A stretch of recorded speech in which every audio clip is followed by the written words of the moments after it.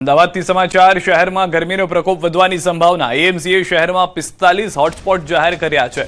આગામી 3 દિવસ માટે જાહેર કરાયા છે લોકેશન। શહેરમાં ગરમીનો પારો 44 ડિગ્રી પહોંચવાનું અનુમાન છે। શહેરમાં હીટવેવને લઈને તંત્ર પણ સજ્જ બની ગયું છે।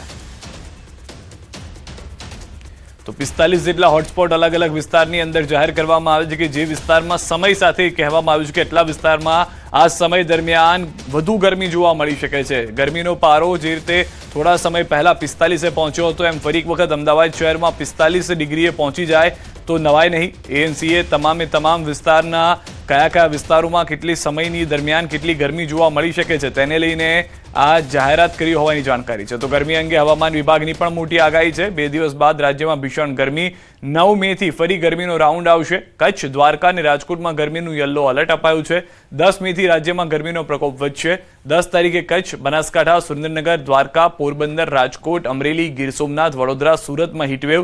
આ ઉપરાંત 11-12 મે બનાસકાંઠા, સુરેન્દ્રનગર, દ્વારકા, પોરબંદર, રાજકોટ, અમરેલી, ગીર સોમનાથ, અમદાવાદ, સુરત, વડોદરામાં હીટવેવ સાથે ઉષ્ણ લહેરની આગાહી કરાઈ છે।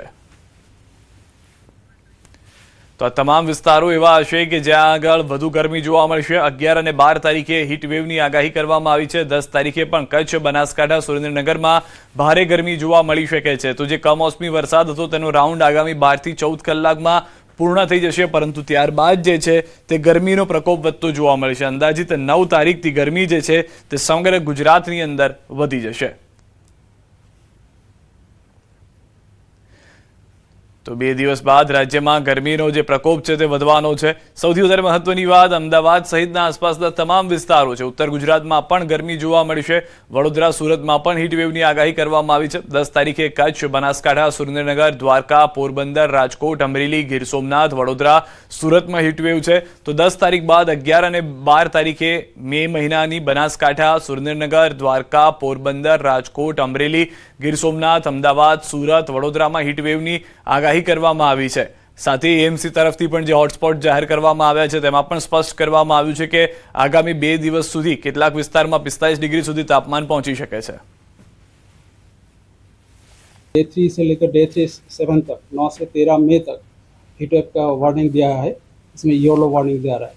9 तारीख को हम सौराष्ट्र कच्छ में दे रहा है और 10 से लेकर 13 तक हम गुजरात रीजन और सौराष्ट्र कच्छ दोनों रीजन में हम दे रहा है। 9 तारीख को जो डिस्ट्रिक्ट हम हीटवेव में रख रहे हैं कच्छ, देवभूमि, द्वारका और राजकोट के लिए दिया गया है।